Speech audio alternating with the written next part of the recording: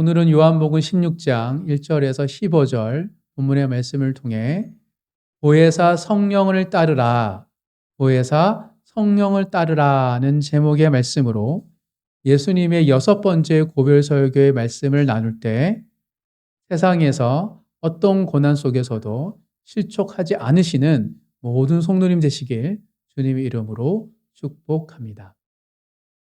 지난주에 받았던 우리의 말씀은 미움받을 용기를 가지고 증언하라는 예수님의 5번째 고별 설교였습니다. 우리가 누구든지 간에 어디든지 간에 미움받는 것은 두렵습니다. 때로는 내가 싫어하는 사람한테까지 미움받는 것은 편치 않고 두려운 것이 우리 마음이죠. 하지만 우리가 그리스도인이기 때문에 받게 되는 그 미움을 용기를 가지고 살아갈 때 나 중심적인 신앙에서 예수 중심적인 신앙으로 변화될 수 있다라고 지난주에 살펴보았습니다. 따라서 미움받을 용기는 세상에 매여 살아가는 우리로 하여금 복음 안에서 자유롭게 살도록 하는 은혜입니다. 사람들의 평가에 집착하는 인생이 아니라 있는 그대로의 모습으로 살아가는 비결은 바로 미움받을 용기에 있기 때문입니다. 그 용기를 가지고 살아갈 때 우리는 복음 안에 담긴 참 자유를 온전히 누릴 수 있기 때문인 것이죠. 그렇게 미움받을 용기를 가지고 세상을 자유롭게 살아가는 사람들은 어떤 삶을 살아간다라고 지난주에 살펴보았습니까? 자연스럽게 내 안에 그 자유를 주셨던 복음을 증언한다라고 우리 함께 살펴보았습니다. 그래서 예수님께서 떠나시기 직전에 제자들에게 미움받아도 증언하라고 말씀하신 것입니다. 사랑하는 성도 여러분, 성도가 세상에서 받는 미움은 축복이고 은혜입니다. 세상에서 미움 받으시기는 시는 모든 성도님 되시길 주님으로 축복합니다. 미움 받으라는 것이 축복이 되는 것은 놀라운 하나님의 은혜이기 때문입니다. 미움을 받더라도 우리가 미움받을 용기를 가지고 있다면 움츠러들지 않습니다. 미움받으면 움츠러들잖아요. 움츠러드는 것이 아니라 오히려 자유롭게 하기 때문입니다. 그것이 바로 세상에서 하나님 주신 은혜인 것이죠. 그런데 문제가 있습니다. 아무리 우리가 미움받을 용기를 가지고 산다고 할지라도 미움에서 그치는 것이 아니라 미움이 핍박과 박해와 또 우리의 목숨을 위협하게 된다면 조금 상황이 달라집니다. 즉, 미움받을 용기를 가지고 우리 살아갈 때는 우리 안에 자기 중심성을 벗어날 수 있는 은혜가 될 수 있지만 실제적으로 육체적으로 현실적으로 핍박과 고난을 당하게 되면 두려움과 더 나아가 불신에 사로잡히기 때문입니다. 극심한 고통은 믿음을 포기하게 하는 장애물이 되기도 하고 또는 넘어지고 실족하게 하는 걸림돌이 될 수 있기 때문입니다. 왜냐하면 고통은 엄청난 파괴력이 있습니다. 우리 육체만 파괴하는 것이 아니라 우리 경제적인 형편만 파괴하는 것이 아니라 우리의 믿음도 파괴하는 것, 그게 고통이고 폭력이기 때문입니다. 그래서 예수님께서 오늘 본문에서 지난주에는 미움받을 용기를 가지고 증언하라고 말씀하셨더라면 오늘 더 나아가 오늘 본문에서 이렇게 말하고 계십니다. 1절, 2절, 3절 다 같이 읽겠습니다.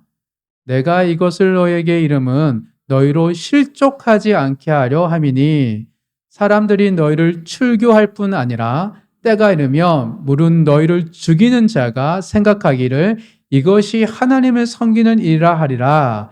그들이 이런 일을 할 것은 아버지와 나를 알지 못함이라. 하나님과 예수님을 알지 못하는 영적으로 무지한 세상, 아니 하나님을 적극적으로, 예수님을 적극적으로 대적하고 거부하는 악한 세상은 성도인 우리를 미워할 뿐만 아니라 박해하고 급기야 죽이기까지 한다라고 예수님은 예고하셨습니다. 이처럼 그리스도이기 때문에 당하는 미움이 있고 또 박해, 생명의 위협이 있을 때 우리 쉽게 아니야, 넌 자유케 하는 거야. 하나님이 너를 선한 길을 인도해 주실 거야 라고 쉽게 말할 수 없습니다. 그런 현실이 다가올 때 엄청난 영적 공격과 영적 침체를 경험하기 때문입니다. 왜 나에게? 저 사람은 저렇게 잘 되는데 왜 나에게 이런 일이 생기는 거지? 언제까지?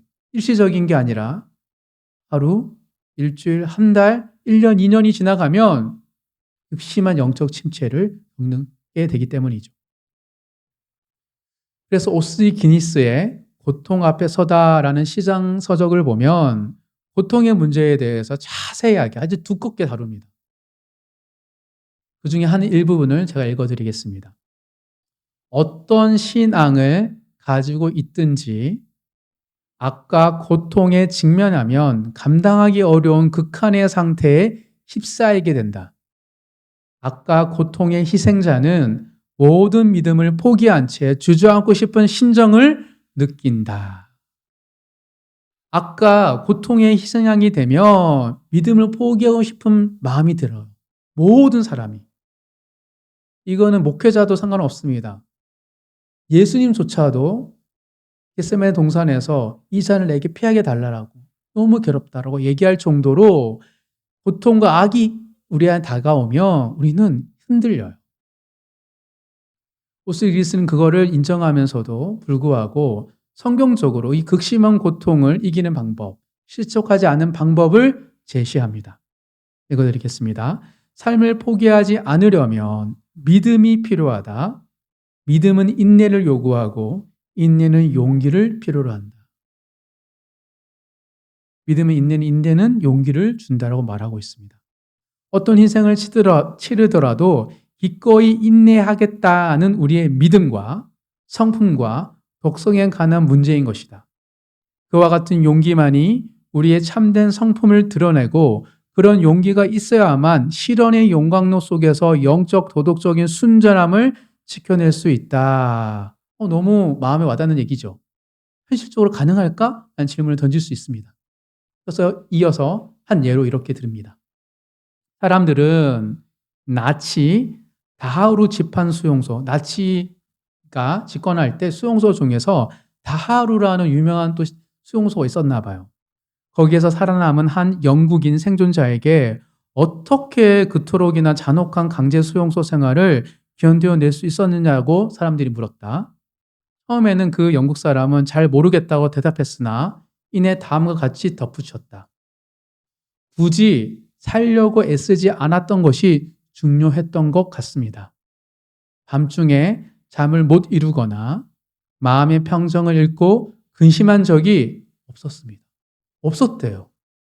그저 인간으로 남기를 원했습니다. 그것이 고통을 견뎌낸 방법인 것 같습니다. 그들이 나치가 우리를 짐승처럼 다루었지만 우리는 끝까지 우리의 인간성을 포기하지 않고 인간답게 행동했던 것, 그것이 바로 승리의 비결입니다. 놀라운 이야기를 하고 있습니다. 오스 기니스는 고통이 이른 비결을 어떤 환경과 상황 속에서도 자신의 정체성, 인간성, 믿음을 가진 그리스도인답게 살려고 하는 것을 포기하지 않는 의지, 그 용기가 고통을 이기는 비결이라고 이해하고 있는 것이죠. 덧붙여서 설명합니다. 고통 속에서의 용기는 허장성세나 경솔한 자부심과는 전혀 다르다. 용기는 죽음의 위협 앞에서 목숨을 부지하려는 필사적인 욕망을 포기한 채 어떻게 하면 살아남으려고 하는 게 안 했어요. 포기한 채 담담히 죽음을 각오하며 우리의 정체성을 형성해준 믿음을 지키고자 하는 굳센 의지를 의미한다. 체스터튼은 용기라는 말에는 모순된 의미가 담겨 있다. 용기는 죽음을 각오하겠다는 의지를 담은 강한 삶의 욕구를 의미한다고 말했다. 무슨 말입니까? 강제 수용소에서 살아남을 수 있었던 이유는 어떻게든 난 이렇게 날 거야, 난 생존할 거야 라는 것을 포기했기 때문에. 단 하나, 내 인간성은 말살시키지 말자. 인간답게 살다가 인간답게 죽자라고 오히려 죽음을 각오했기 때문에 그가 극심한 수용소 생활을 거뜬히 잠도 자고 근심 걱정하지 않고 살아남을 수 있었다라고 이야기하고 있습니다. 한마디로 성도의 정체성을 지키기 위해서 죽음을 각오한 용기가 고통 속에서 실족하지 않게 하는 비결이라고 말하고 있는 것입니다. 단순한 생존에 대한 욕구가 아니라 죽음은 죽으리라는 각오 속에서 성도이기에 절대 포기할 수 없는 그것을 지키겠다는 의지가 우리를 견디게 하고 이기게 하는 것이죠. 사랑하는 성도 여러분, 미움받을 용기에서 나아가 죽음을 각오한 용기를 가지시는 모든 성도님 되시길 간절히 소망합니다. 죽음을 각오한 용기는 큰 게 아닙니다. 위대한 게 아니에요. 그냥 나를 위하여 내 십자가 달려 죽으신 예수 그리스도를 믿는다면 절대 타협할 수 없는 성도의 정체성과 인간됨을 지킬 때 우리는 죽을 각오의 용기를 가질 수 있기 때문입니다. 이게 바로 세상 속에서 도통이 찾아올지라도 우리가 실족하지 않는 비결이기 때문입니다. 그렇다면 어떻게 해야지 죽음을 각오한 용기를, 그 믿음을, 의지를 가질 수 있을까요? 오늘 본문에서 발견한 죽음을 각오한 용기를 얻는 방법 3가지에 대해서 함께 살펴볼 때 세상이 감당할 수 없는 주님의 제자로 살아가시는 모든 성도님 되시길 주님의 이름으로 축복합니다. 예수님은 제자들에게 6번째 고별 설교를 하시면서 주님의 제자답게 살기 위해서는 죽음을 각오한 용기를 가져라! 라고 지금 말하고 계십니다. 그렇다면 어떻게 하면 죽음을 각오한 용기를 가질 수 있을지 오늘 주셨던 예수님의 말씀을 토대로 크게 3가지에 대해서 살펴보도록 하겠습니다. 첫 번째입니다. 죽음을 각오한 용기는 첫째, 예수님의 말씀을 기억할 때 생깁니다. 뭐라고요? 우리가 고난과 환난과 역경과 시련이 다가올 때 우리 안에 있는 근심, 걱정, 감정에 대해서 우선 죽음을 선언하고 내려놓고 예수님의 말씀을 기억할 때 용기가 생긴다고 말하고 있습니다. 예수님의 말씀을 기억. 오늘 본문입니다. 4절, 5절, 6절, 3절 다 같이 읽겠습니다. 오직 너희에게 이 말을 한 것은 너희로 그때를 당하면 내가 너에게 말한 이것을 기억나게 하려 함이요. 처음부터 이 말을 하지 아니한 것은 내가 너희와 함께 있었음이라. 지금 내가 나를 보내신 이에게로 가는데 너희 중에서 나더러 어디로 가는지 묻는 자가 없고 도리어 내가 이 말을 함으로 우리와 마찬가지로 예수님을 따라다녔던 제자들도 더 나은 삶을 위하여 예수님을 따라다녔습니다. 우리도 그렇죠. 더 나은 삶을 위하여 교회를 오고 예수님 믿고 있죠. 그래서 제자들은 예수님과 함께 동행하면서 너무너무 행복했습니다. 두려울 것이 없었죠. 놀라운 기적의 연속이었습니다. 죽은 자가 살고 병든 자가 치유받고 강포민이 잠잠게 되고 더 나아가 때때로 제자들이 기적을 일으키는 주인공이 되기도 했습니다. 예수님이 권능을 주셨기 때문이죠. 즉 예수님을 따라다니다 보니까 특별한 사람이 되었어요. 특별한 인생을 살게 되었어요. 그리고 점점 수많은 사람들이 예수님께 열광했습니다. 즉 세상의 중심에 서 있었어요. 최고의 인생이었습니다. 이처럼 예수님의 제자들은 완전히 새로운 인생을 살게 되었습니다. 예수님을 따라다니면서 갈릴리 어촌 마을에서 물고기를 낚는 어부들이 이스라엘 전역을 돌아다니면서 사람을 살리는 어부가 되었기 때문입니다. 엄청난 변화입니다. 배운 것이 없습니다. 가진 것이 없습니다. 외모가 변화된 게 아닙니다. 출신 성분이 바뀐 게 아닙니다. 근데 사람을 살리는 사람으로 변화된 거예요. 그래서 주님과 함께 동행하는 삶이 고되고 힘들었지만 너무 행복한 나날의 연속이었던 것이죠. 늘 입이 귀에 걸려 있어요. 생각해만 해서 얼마나 기쁠까요? 돈이 없어도, 머물 곳이 없어도 괜찮아요. 채워주시고, 하나님 역사하시고, 하나님 예수님을 통하여 일해 주시고.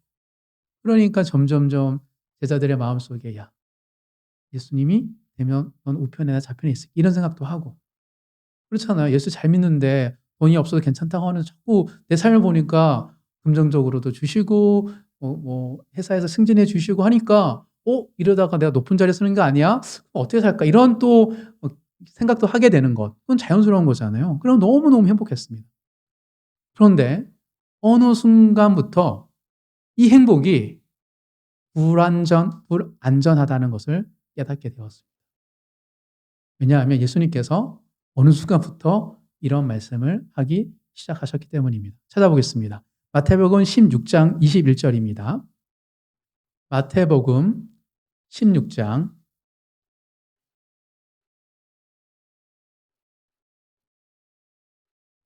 마태복음 16장 21절 다 같이 찾아보겠고 한 절 읽겠습니다.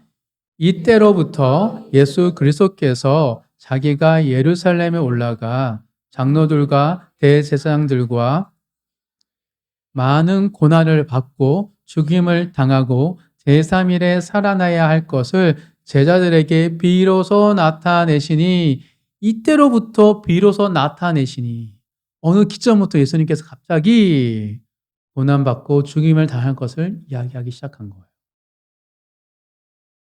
사실 예수님의 이 말씀은 죽음과 고난이 방점이 아닙니다. 뭐가 방점이에요? 3일 만에 살아날 것. 여기에 예수님의 강조점이 있습니다.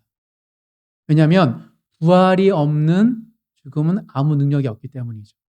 즉 죽음에서 부활한 것이 복음이지 우리를 대신 십자가에 달려 죽으신 것이 복음이 아닙니다.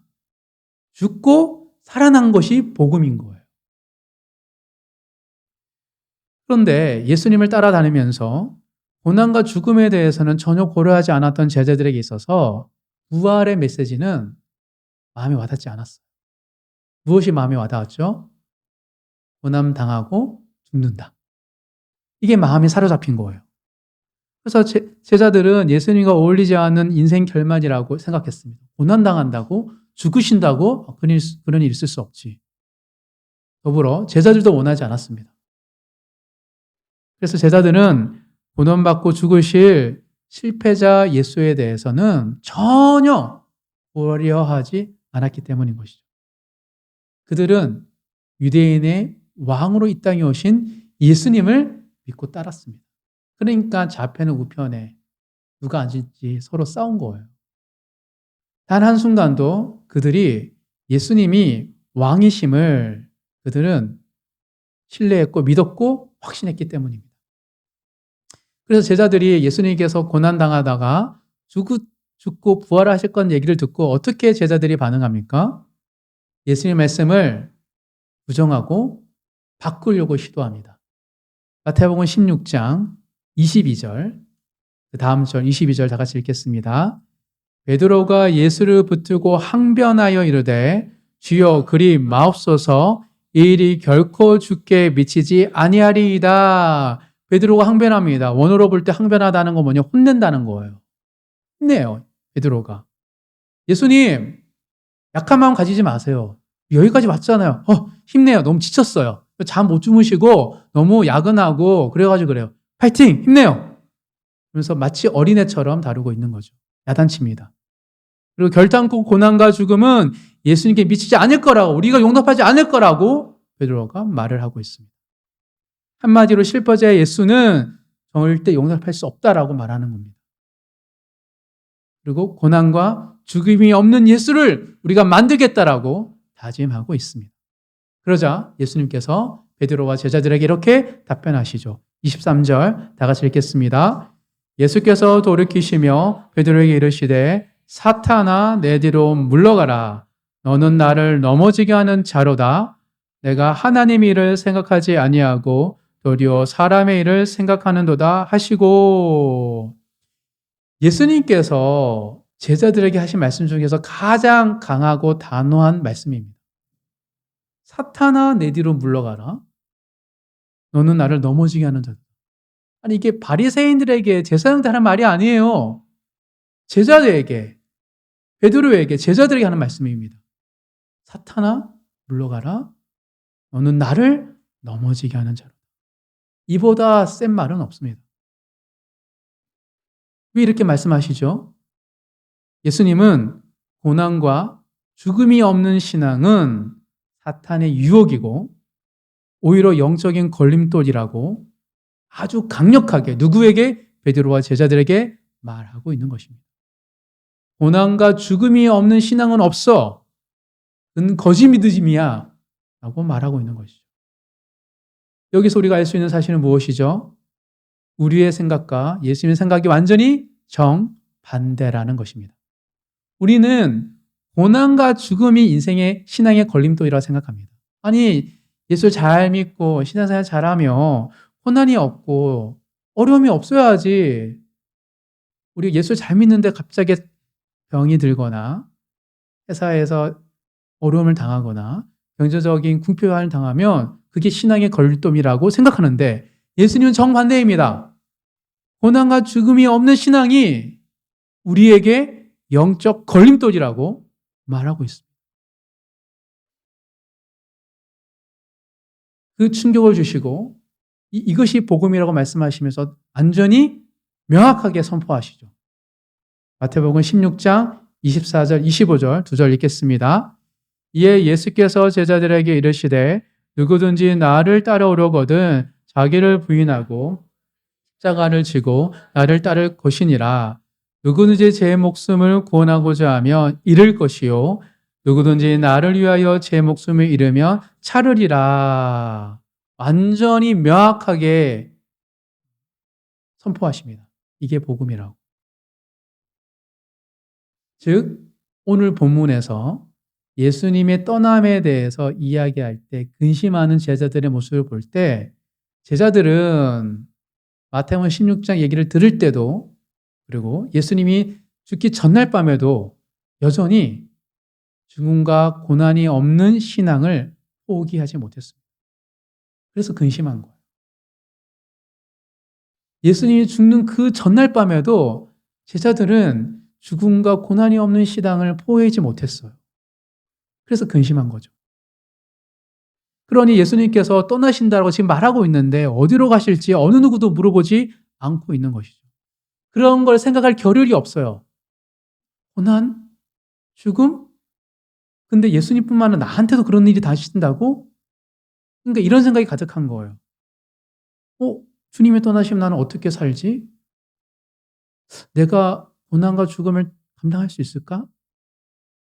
내가 이루려고 고향을 떠나고 직업을 버린 게 아닌데.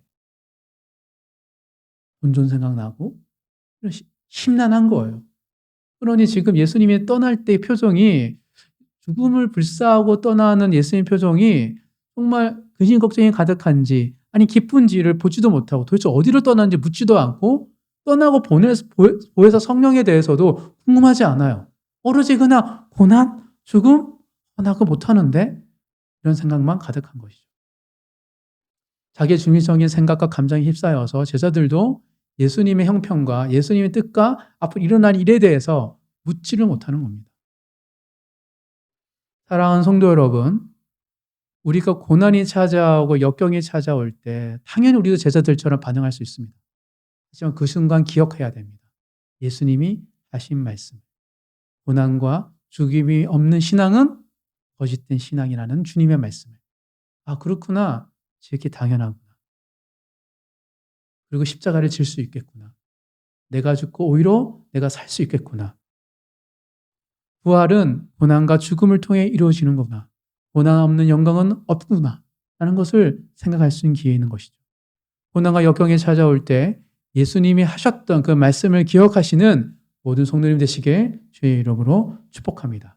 그때 비로소 예수님 짊어지셨던 그 십자가가 얼마나 무거운지, 얼마나 위대한지 우리가 깨닫고 그 순간 우리 안에 죽음을 각오한 용기가 생깁니다.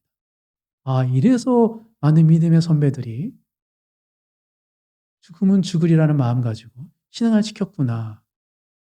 이런 믿음의 정체성과 포기할 수 없는 나의 나다움을 발견하게 되고 그게 용기입니다. 즉 예수님께서는 예수님의 말씀을 기억하는 자들에게 무엇을? 용기를 부어주십니다. 이게 첫 번째 예수님이 하셨던 말씀입니다. 두 번째 죽음을 각오하는 용기는 둘째 세상을 책망하시는 성령을 인식할 때 생깁니다. 뭐라고요? 세상을 책망하시는 성령에 대해서 인식을 할 때 죽음을 각오한 용기가 생긴다는 겁니다. 세상을 책망하시는 성령님. 오늘 본문 7절, 다 같이 한번 7절 읽겠습니다. 그러나 내가 너희에게 실상을 말하노니 내가 떠나는 것이 너희에게 유익이라. 내가 떠나가지 아니하면 보혜사가 너희에게로 오시지 아니할 것이요 가면 내가 그를 너희에게로 보내리니. 예수님의 떠남에 대해서 근심하는 제자들에게 예수님이 이렇게 말씀하십니다. 내가 떠나는 것이 너희에 유익하다고. 왜냐하면 내가 떠나야지 보혜사 성령이 너에게 오기 때문이다. 사랑하는 성도 여러분, 왜 예수님과 함께 있으면 너무 행복했잖아요. 기적과 이적의 주인공이 될 수 있었고 죽음에서 살아나고 모든 사람들이 인기를 얻었잖아요. 근데 왜 예수님을 떠나는 것이 제자들에게 더 큰 유익이 될 수 있는 거죠? 왜 예수님보다 성령이 우리에게 더 유익할까요? 이에 대해서 예수님께서 부연해서 설명하십니다. 8절 다 같이 읽겠습니다. 그가 와서 죄에 대하여 의에 대하여 심판에 대하여 세상을 책망하시리라. 왜냐하면 왜 유익하냐면 성령이 이 땅에 오시잖아요. 성령은 세상을 향하여 책망하시기 때문입니다. 그래서 우리에게 유익해요. 예수님이 이 땅에 오셔서 원수를 사랑하라고 하시면서 십자가에 달려 죽으셨잖아요. 성령님은 그렇지 않습니다. 세상을 책망하십니다. 악한 세상에 대해서 책망하시죠. 생각만 해도 억울한 감정, 분노가 이렇게 풀리지 않습니까? 늘 우리가 나눌 때 사랑해야 돼, 네가 참아야 돼, 그만만 하다가 성령이 오셔가지고 앞서서 세상을 책망하실 때, 심판하실 때 너무 통쾌하죠. 진짜 우리에게 유익한 건 성령이 이 땅에 오시면 미움받고 박해받는 성도들은 기뻐할 수밖에 없습니다. 즉 미움받고 박해와 순교를 당하는 성도들에게 성령님은 엄청난 위로입니다. 반대로 고난 없는 신앙을 추구한 이들에게는 성령은 전혀 유익하지 않습니다. 왜요? 고난 당하지 않기 때문에. 불의한 세상, 어그러진 뒤틀려 있는 세상 속에 머문 성도들은 성령이 오셔서 세상하여 책망할 때 말할 수 없는 위로와 격려를 받기 때문이죠. 그렇다면 성령은 이 세상에 오셔서 어떻게 세상을 책망하실까요? 9절, 10절, 11절, 3절 다 같이 읽겠습니다. 죄에 대하려 함은 그들이 나를 믿지 아니하며 의에 대하여 함은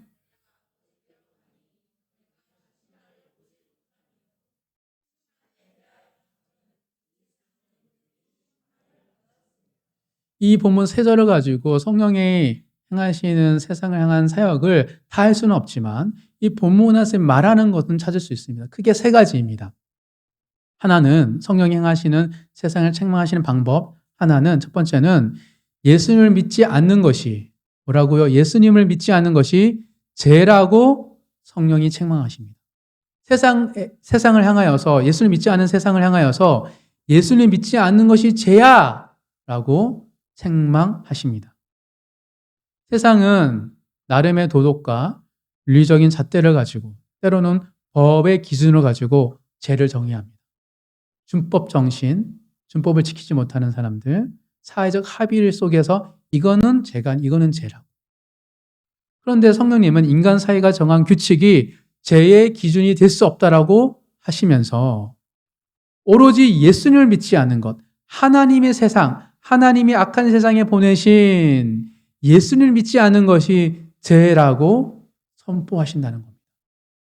그리스도인들이 복음을 전한 것처럼 보이지만 실상은 성령님께서 세상하여서 예수 믿지 않는 사람들 마음속에 끊임없는 도덕과 윤리를 추구하지만 말할 수 없는 죄책감과 해결되지 않은 죄의 무게 속에서 짓눌려 있는 이들에게 예수를 믿지 않으면 너가 죄인일 수밖에 없다라고 선언하고 선포하신다는 거예요. 그래서 마가복음에 예수님 이런 말씀하십니다. 마가복음 한번 찾아볼게요. 마가복음 16장 16절입니다. 마가복음 16장 16절. 마가복음 16장 16절 다 같이 읽겠습니다. 믿고 세례를 받은 사람은 구원을 얻을 것이요 믿지 않는 사람은 정죄를 받으리라. 그렇습니다. 믿는 자들은 죄로부터 자유케 되고 예수를 믿지 않는 자는 늘 죄 안에 가득한 것. 그게 바로 성령께서 세상을 책망하시는 방식입니다. 두 번째, 성령이 세상을 향하여 책망하시는 방법 두 번째는 오직 예수님만이 유일한 의인이시라고 성령이 책망하신답니다. 오직 예수님만이 의인이라고 책망하신대요. 세상은 각자의 방법으로 의를 추구합니다. 정의를 추구하고 옳고 그른 것을 구분합니다. 그래서 유대인들은, 예수님 당시 유대인들은 율법을 준수하는 것이 의인이고, 그 당시 헬라인들은 지혜를 추구하는 것이 의인이라고 이야기했습니다. 그래서 그들은 율법을 준수함으로 또는 지혜를 추구함으로 의인이 되고 싶었어요. 이 거짓된 세상 속에서 내가 참은 나의 모습을 발견하려고 플라톤부터 해서 수많은 철학자들이 추구했던 거예요. 하지만 성령님은 말하십니다. 예수님만이 의인임을. 그 어떤 인간의 방법과 수단으로는 절대 의에 이를 수 없음을, 오직 예수 그리스도만이, 하늘에서 내려오신 그분만이 의인임을 선포하신답니다. 즉 예수님 말고는 그 누구도 그 어떤 방법으로도 하나님의 의에 도달할 수 없다라고 누가 성령님께서 세상을 향하여 책망하신다라고 말하고 있습니다. 우리 사도행전 찾아보도록 하겠습니다. 사도행전 4장입니다. 사도행전 4장 11절 12절. 사도행전 4장 11절 12절 다 같이 읽겠습니다. 이 예수는 너희 건축자들의 버린 돌로서 진 모퉁이의 머릿돌이 되었느니라. 다른 이로서는 구원을 받을 수 없나니 천하 사람 중에 구원을 받을 만한 다른 이름을 우리에게 주시니 없음이라 하였더라. 그래서 우리가 non-크리스천들, 나름 바르게 살려고 하고 인간성을 존중하려고 하는 사람들, 세상을 변화시키려 하는 사람들과 대화를 할 때 그들 마음속에 그 선택과 그 방법으로, 그 가치관으로, 그 철학으로, 그 사상으로 이루는 그 유토피아에 대해서 우리가 긍정하지만 근본적으로 우리가 그들 속에서 그 방법이 절대 의에 도달할 수 없다는 것을 직면하면서 예수님만이 우리를 하나님께 이끌 수 있다라고 말하는 것이죠. 이 성령이 행하시는 책망의 사역입니다. 마지막 세 번째, 성령의 사역, 책망하는 사역은 예수님의 성육신 사건이 사탄을 향한 심판의 시작이라고 책망하십니다. 예수님이 이 땅에 오신 그 성육신 사건이 뭐라고요? 심판이래요. 심판의 시작입니다. 악한 세상 임금 사단이 이미 심판을 받고 있다라고 누가? 성령이 책망하신대요. 많은 사람이 이야기합니다. 전쟁이 일어나고 어린아이와 노인들이 아무런 죄가 없는 인간이 이제 죽어갈 때 정의가 어디 있습니까? 하나님은 공의가 어디 있습니까? 아직 완전한 심판이 오지 않았기에 하나님은 악한 권세자들에 대해서 심판하지 않았다라고 사람들은 오해합니다. 하지만 그렇지 않습니다. 예수님이 이 땅에 오신 그 사건 자체가 이미 이 세상의 주관자인 악한 사단을 향한 하나님의 심판의 시작이기 때문입니다.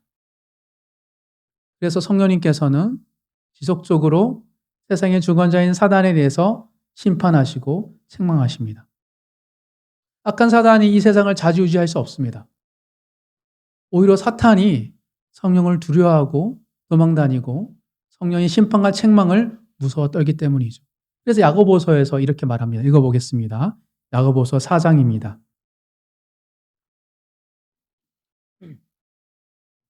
야고보서 4장 7절입니다. 야고보서 4장 7절 한 절 다 같이 읽겠습니다. 그런즉 너희는 하나님께 복종할지어다 마귀를 대적하라 그리하면 너희를 피하리라. 왜 마귀가 우리를 피합니까? 성령이 마귀를 심판하시고 그에게 책망하시기 때문입니다. 사랑하는 성도 여러분, 세상을 향해 선포하시는, 책망하시는 성령님에 대해서 민감하게 반응하시길 바랍니다. 세상을 향한 성령의 생명사역을 우리가 인식하고 깨달을 때 우리 안에 죽음을 각오할 용기가 생기기 때문입니다. 왜 우리가 죽음을 각오할 수 있습니까? 나 혼자 내 이름을 지키는 게 아니고 성령님께서 이 세상 향하여 선전포고를 하시고 책망하시는 것을 보기 때문에 용기를 가질 수 있는 것이죠. 마지막 세 번째입니다. 죽음을 각오하는 용기는 셋째, 교회를 인도하시는 성령을 경험할 때 생깁니다. 성령은 세상을 심판하시지만 교회를 인도하십니다.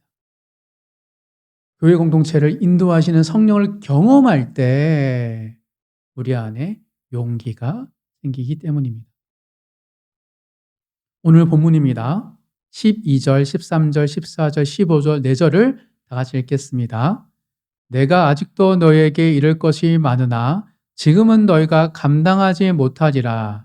그러나 진리의 성령이 오시면 그가 너희를 모든 진리 가운데로 인도하시리니 그가 스스로 말하지 않고 오직 들은 것을 말하며 장래일을 너희에게 알리시리라. 그가 내 영광을 나타내리니 내 것을 가지고 너에게 알리시겠음이라. 우리 아버지께 있는 것은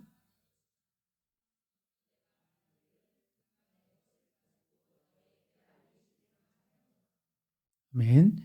개인주의가 팽배한 현대를 살아가는 오늘날 우리는 예수님의 말씀을 신약 성경을 오해할 수 있습니다. 그래서 오해하지 않기 위해서는 우리 사회가 개인주의적인 사회구나. 신약 시대의 배경은 굉장히 공동체 중심적이구나. 라는 이해해야 됩니다. 우리 이 시대의 산물이기 때문에 우리가 바라볼 때 정말 예수님의 말씀을 오해할 수 있기 때문이죠. 그래서 너희라는 단어를 나라고 해석해서는 안 됩니다. 너희라는 단어는 뭐냐면 공동체, 제자 공동체, 교회라고 번역을 해야 돼요. 교회 역사상 가장 공동체성이 취약한 시대를 살고 있습니다, 우리는. 가정도 핵가족으로 붕괴되어지고 교회조차도 얼마든지 내가 바꿀 수 있고 또 그 안에서 만나는 사람들도 사실은 안 만나고 예배만 드리고 참여하기 때문에 성경에서 말하는 말씀이 무엇인지를 우리가 몰라요. 지극히 나에게 나의 생각, 나의 감정, 나의 선택을 향한 메시지라고 생각을 합니다. 근데 아닙니다. 신약성경 대다수는 공동체에 향하신 말씀이에요. 교회 공동체, 제자 공동체에 향하신 말씀이어서 회람되었습니다. 모두가 함께 읽고 모두가 함께 거기에 공감했던 말씀인 것이죠. 즉 개인 신앙의 차원에서 하나님의 말씀과 주님의 말씀과 신약 성경을 해석한다면 거의 오해한 거예요. 그래서 우리는 공동체로 말씀을 받아들여야 됩니다.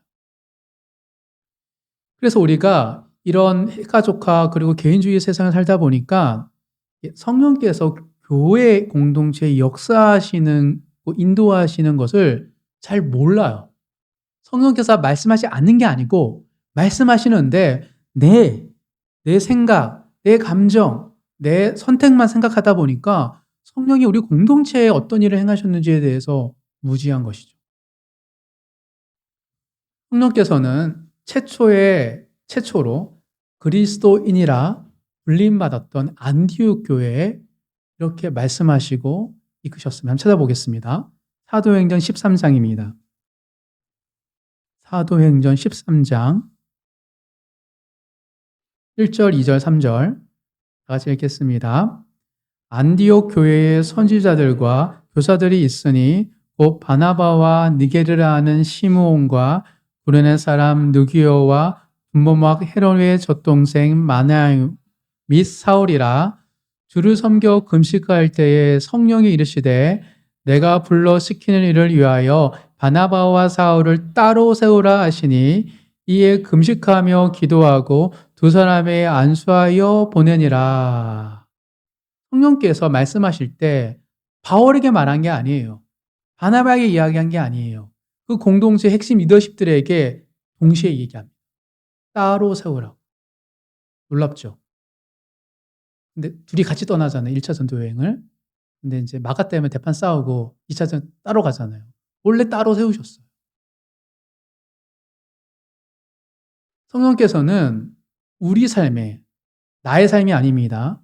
우리 삶에 밀접하게 관여하시고 인도하십니다.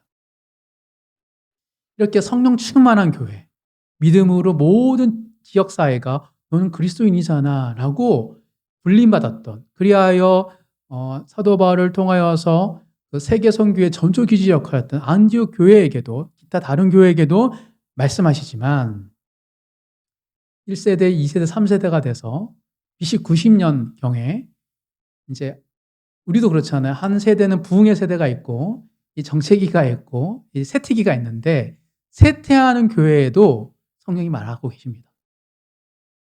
침체된 교회에서도 성령이 역사하시 인도하세요. 찾아볼까? 요한계시록 2장입니다.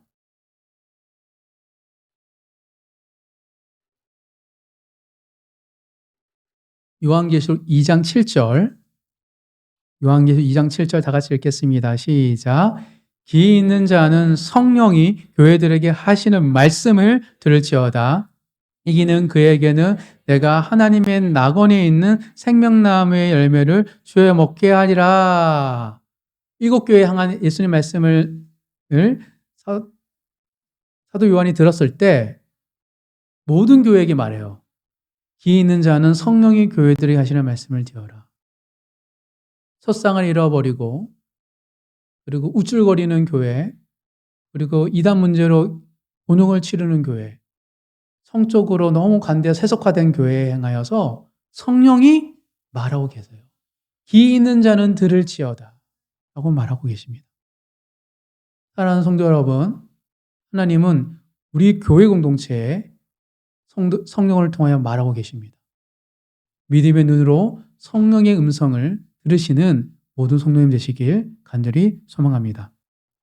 즉, 한 살 한 사람 각 성도들의 삶에, 그들의 삶의 형편에 대해서도 말씀해 주시지만 주로 공동체에 행하신 하나님의 뜻, 성령의 인도하심을 깨달을 때 우리 안에 용기가 생기기 때문입니다. 나를 위하여 어떻게 하면 나는 그냥 내 믿음을 지켜볼까? 난 특별한 믿음의 사람이 안 돼도 돼. 바울처럼, 믿음의 제자들처럼, 베드로처럼 되고 싶지는 않아. 그냥 천국 가기만 하면 돼. 라는 마음으로 자신의 믿음만 생각하는 사람들이 용기가 안 생깁니다. 당연하죠. 개인의 신앙을 위해 추구하면 용기가 주어지지 않습니다. 옆에 있는 사람을 보고 우리 공동체를 향하여 가난한 자, 부한 자, 고통받는 자, 핍박받는 자들을 위해서 함께 아파하고 기도할 때 성령의 돌보심을 깨닫기 때문에, 성령의 인도하심을 알기 때문에 우리 안에 용기가 생기는 거예요. 주님의 몸된 교회를 향한 성령의 음성에 귀 기울이시는 모든 성도님 되셔서 죽음을 과거한 용기를 가지고 세상의 미움과 세상의 박해에, 세상의 고난에 시험 들고 넘어지지 않고 담대하게 살아가시는 모든 성도님 되시길 주님의 이름으로 축복합니다. 말씀을 정리하겠습니다. 죽음을 각오하는 용기는 기억하고 인식하고 경험할 때 생깁니다. 무엇을 기억하죠? 예수님의 말씀을 기억하고. 무엇을 인식합니까? 세상 향하여서 책망하시는 성령의 사역을 인식하고. 무엇을 경험하는 것입니까? 우리 공동체를 인도하시는 성령을 경험할 때 우리 안에 죽음을 각오할 놀라운 의지와 용기와 믿음이 생기게 됩니다. 이 세 가지 모두는 기억하고 인식하고 경험하는 이 세 가지 사역은 다 누구의 사역입니까? 성령의 사역이에요. 예수님의 말씀을 기억나게 하신 분 누구죠? 성령님이에요. 성령님의 말씀을 통하여 죽어있는 2000년 전의 말씀이 아니라 오늘 나에게, 우리에게 공동체에 주시는 말씀을 듣게 하시는 분이 바로 성령님이시기 때문입니다. 한마디로 성령 충만하여 성령을 따를 때 용기가 생겨요. 죽음을 각오할 용기, 나의 믿음의 정체성을 포기하지 않을 용기, 죽음은 죽으리라 풀무불 가운데서 기뻐 뛰놀 수 있는 그 용기, 그건 바로 성령을 따를 때 생기는 것이죠. 그래서 성령께서 용기를 주시기 때문입니다. 우리가 용기를 얻고 획득하고 용기를 연단시키는 게 아니에요. 용기는 성령이 우리에게 주시는 겁니다. 사랑하는 성도 여러분, 우리가 보혜사 성령을 따를 때 기억하고 인식하고 경험하는 영적 경험을 통해 죽음을 각오할 용기를 가지고 담대하게 살아가시는 모든 성도님 되시길 주님 이름으로 축복합니다.